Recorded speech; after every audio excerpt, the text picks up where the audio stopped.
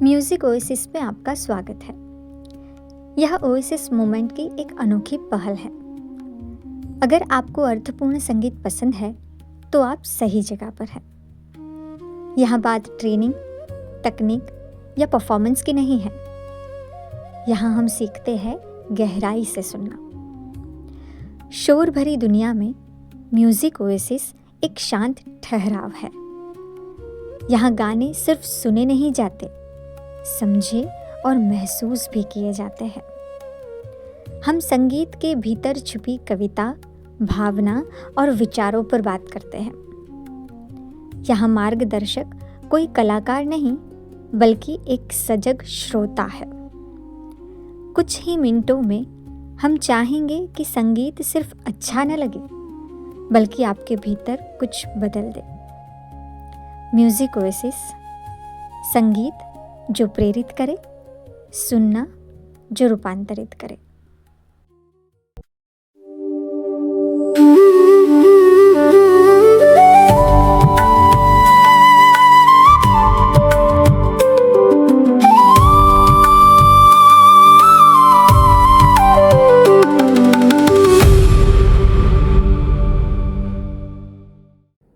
निदा फाजली 1938 में जन्म हुआ। 1947-49 की स्टोरी वापस आएगी। जब वो टीनेजर थे तब हुआ बंटवारा। वो रहते थे ग्वालियर में, मुस्लिम फैमिली। तो जब बंटवारा हुआ और भारत पाकिस्तान अलग हुए तब उनके पूरे फैमिली ने चूज किया पाकिस्तान जाने का, लेकिन उन्होंने तय किया कि मैं यहीं रहूंगा भारत में, क्योंकि वो भारत की जो मानवता थी, जो लोकशाही थी, जो बिन सांप्रदायिकता हम कहते हैं, ये सब में वो मानते थे। ये डिसीजन कितना डिफिकल्ट था उसको आपको समझने की कोशिश करनी पड़ेगी। वो टीनेजर थे उस वक्त, और बंटवारे का मतलब, सब छोड़ छाड़ के जाने का मतलब ही कि जिंदगी नए सिरे से शुरू करने की। ओके, जमीन छोड़ के चले जाते हैं, जमीन कोई बेच देता है, कोई नहीं बिकता है। बहुत सारी उस वक्त कैओटिक सिचुएशन थी। तो हर शायर की तरह उनकी जिंदगी में भी शुरुआत में बहुत ही स्ट्रगल रहे फाइनेंशियल, और धीरे धीरे करके जो बहुत टैलेंटेड इंसान थे, धीरे धीरे करके वो उभरे। तो पहले हम उनके नगमे देख लेते हैं, हाईलाइट, और कितनी बेहतरीन उनकी कलम थी, कितनी बेहतरीन थी, वो हम देखते हैं।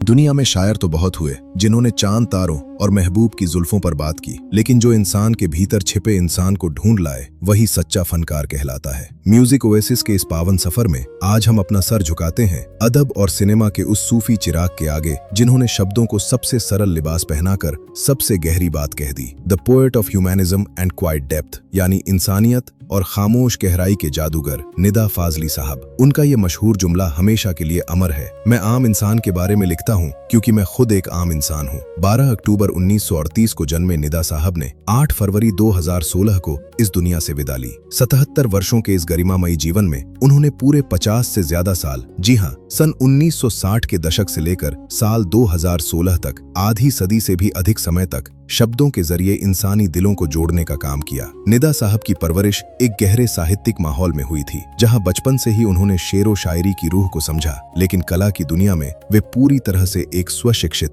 यानी सेल्फ ट्रेन्ड फनकार थे। जब उनकी कलम ने कागज पर बिखरना शुरू किया तो उन्होंने 1000 से ज्यादा बेमिसाल कविताओं, गजलों और फिल्मी गानों की रचना कर डाली। उनके प्रकाशित काव्य संग्रहों में सफर में धूप तो होगी और खोया हुआ सा कुछ जैसी ऐसी अनमोल कृतियां शामिल हैं जो आज भी साहित्य जगत की अमूल्य धरोहर है। जब आपकी रचनाओं का मकसद सिर्फ मनोरंजन नहीं बल्कि दिलों को मिलाना हो तो सम्मान भी एक नई गरिमा पा लेता है। निदा साहब को समाज में आपसी भाईचारे और शांति को बढ़ावा देने के लिए अत्यंत प्रतिष्ठित नेशनल हार्मनी अवार्ड, राष्ट्रीय सद्भाव पुरस्कार से नवाजा गया। इसके साथ ही उन्हें साहित्य के सर्वोच्च मंचों से साहित्य अकादमी मान्यता और कई अन्य बड़े साहित्यिक सम्मानों से भी विभूषित किया गया। पर इन पुरस्कारों से कहीं बड़ी उनकी वो खूबियां थीं जो उनकी शायरी का असली गहना थीं। उनकी लेखनी की सबसे बड़ी विशेषता थी गहराई के साथ सादगी, शुद्ध इंसानियत और आत्मनिरीक्षण की वास्तविकता, इंट्रोस्पेक्टिव रियलिज्म। उन्होंने कभी बड़े बड़े भारी शब्दों का सहारा नहीं लिया, बल्कि घर, माँ, बच्चे और रोजमर्रा के संघर्षों को अपनी शायरी का हिस्सा बनाया। आज निदा फाजली साहब भले ही हमारे बीच नहीं हैं, लेकिन जब भी जिंदगी के सफर में मुश्किलें आएंगी और कोई खुद को ढाढ़स बंधाते हुए गुनगुनाएगा कि सफर में धूप तो होगी, जो चल सको तो चलो, निदा साहब हर उस मुसाफिर की हिम्मत बनकर धड़कते रहेंगे। इस महान सूफी शायर को, इस इंद्रधनुषी गीतकार को म्यूजिक ओएसिस का शत शत नमन। आइए खुद को महसूस करते हैं उनकी सादगी और इंसानियत से सजे इस बेहद गहरे संसार में। कभी किसी को मुकम्मल जहां नहीं मिलता, कहीं ज़मीं तो कहीं आसमां नहीं मिलता। तुम्हारी पलकों की चिलमनों में ये क्या छुपा है सितारे जैसा। तुम्हारे ख्वाबों के आईने में ये क्या छुपा है हमारे जैसा। तेरा हिज्र मेरा नसीब है, तेरा गम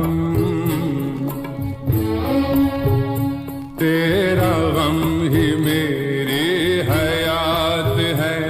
अजनबी कौन हो तुम, जब से तुम्हें देखा है सारी दुनिया मेरी आँखों में सिमट आई है। तुमसे मिलके जिंदगी को यूं लगा जैसे हमको सारी दुनिया मिल गई। दिल में जागी धड़कनों की रागिनी, हर तमन्ना फूल बनके खिल गई। घर से मस्जिद है बहुत दूर, चलो यूं कर ले किसी रोते हुए बच्चे को हंसाया जाए।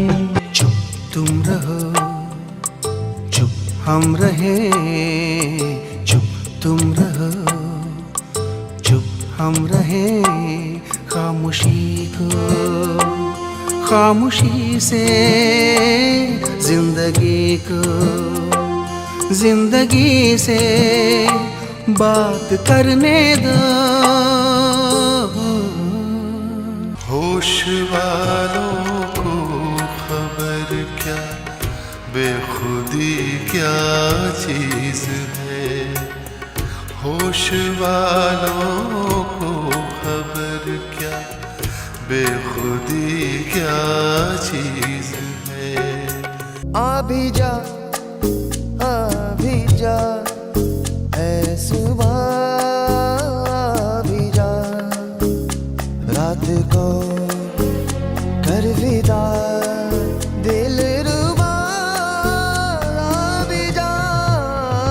जाने क्या ढूंढता है ये मेरा दिल, तुझको क्या चाहिए जिंदगी। दिल में जागी धड़कन ऐसे पहला पहला पानी जैसे, ऐसा छाया मुझ पे जादू। हा हा ही है हो भूली मैं सब आना जाना, गाना वाना खोना पाना किसकी निगाहों से।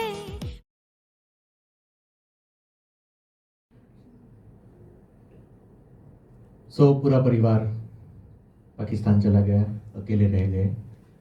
गरीबी के दिन बॉम्बे आए, फुटपाथ पे सोने का ये सब सिलसिला उनकी लाइफ में भी चला। उनका दूसरा स्वरूप देखने के लिए एक कंपाइलेशन देख लेते हैं।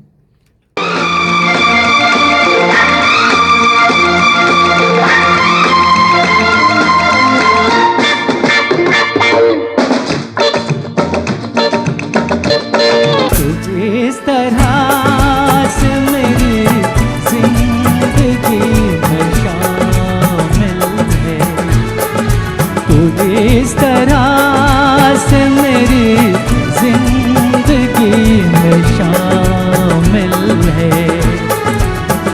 जहाँ भी जाओ ये लगता है तेरी महफिल है। तो इस तरह से मेरी जिंदगी में शामिल है।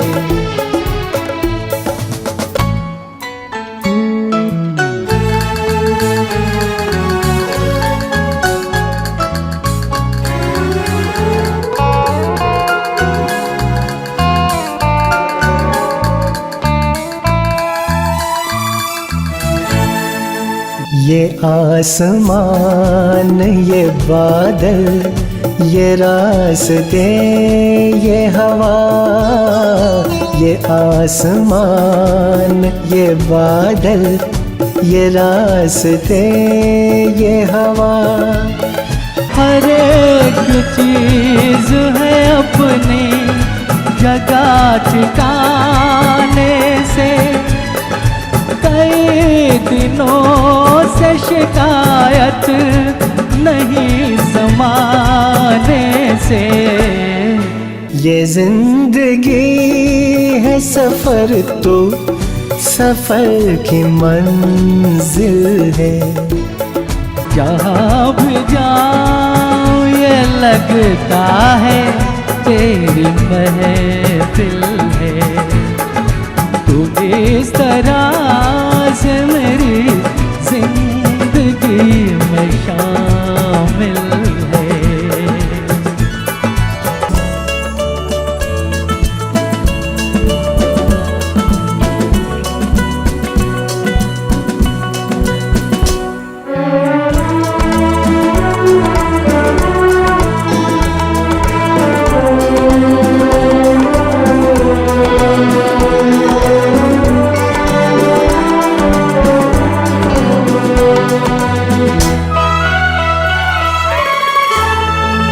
तेरे बगैर जहाँ में कोई कमी थी। तेरे बगैर जहाँ में कोई कमी सी थी। भटक रही थी जवानी अंधेरी राहों में। सुकून दिल को मिला आके तेरी बाहों में। मैं एक खोई हुई मौज हूँ, तू साहिल है। जहाँ भी जाऊँ ये लगता है तेरी महफिल है। तू इस तरह से मेरी जिंदगी में शामिल है।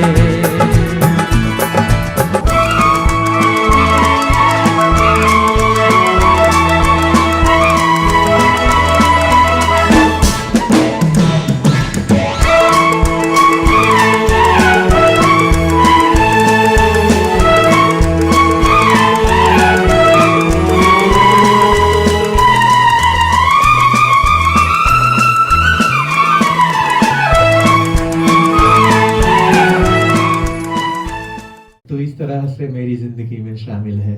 जहाँ भी जाऊँ वहाँ तेरी महफिल है। बहुत ब्यूटीफुल गाना है और शायद 3 लोगों ने अलग अलग से गाया है एक ही मूवी में। अब देखो, मजरू सुल्तानपुरी की तरह ये भी बहुत प्रोग्रेसिव कवि थे। मुस्लिम थे, फिर भी हिंदू डिवोशनल चीज़ें भी लिखते थे। उनकी जो कविताएं थी, उनके विषय क्या होते थे? जिंदगी है, गरीबी है, तन्हाई है, हमारे अंदर के सच जो है, मानवता है, ये सब उनके विषय होते थे। उनको अपना जो उर्दू समाज है, उर्दू जो कविता करने वाले दूसरे जो शायर थे, उनसे उनकी नहीं बनती थी। उनको एक रिजेक्शन जैसा महसूस होता था। कारण ये था कि वो चाहते थे कि उनकी जो शायरी है वो एक आम इंसान की शायरी बने। वो चाहते थे कि जो कविताएं हैं वो आम जनता के, मजदूर है, फैक्ट्री वर्कर्स है, बस कंडक्टर है, ड्राइवर है, दूसरे लोग हैं, जो आम आदमी है, सबके मुंह पे जानी चाहिए। तो क्या है कि वो उर्दू को सिंपल करते थे, उसमें हिंदी मिक्स करते थे और ये सब करके कविताएं बनाते थे। जो प्यूरिस्ट थे, जो उनको वो पसंद नहीं था, तो वो उनको क्रिटिसाइज करते थे। लेकिन उनको मिल गया बराबर उनके जैसा एक साथी जो खुद यही काम करना चाहता था, और दोनों की जो बनी और दोनों की सिनर्जी ने इतना अद्भुत काम किया कि बात ना पूछो। मैं बहुत बड़ा फैन हूं ये सिनर्जी का, और वीडियो से देख लीजिए क्या सिनर्जी थी वो। कि सफर में धूप तो होगी, जो चल सको तो चलो। सफर में धूप तो होगी, जो चल सको तो चलो। सभी है भीड़ में, तुम भी निकल सको तो चलो। शख्सियत है जगजीत सिंह।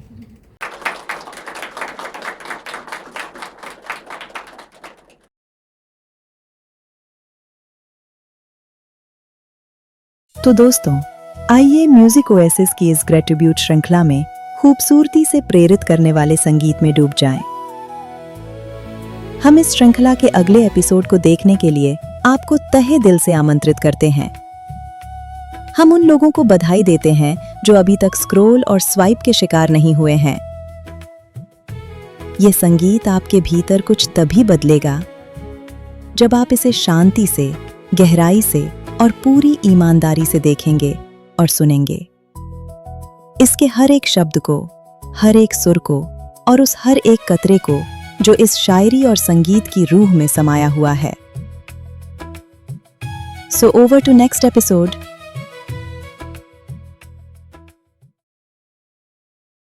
अगर इस संगीत ने आपके दिल को छुआ है तो हमारे इस म्यूजिक ओएसिस परिवार का हिस्सा बनें। सब्सक्राइब करें और हमारे साथ इस गहरी यात्रा पर चलें। अपने विचार नीचे कमेंट्स में जरूर साझा करें,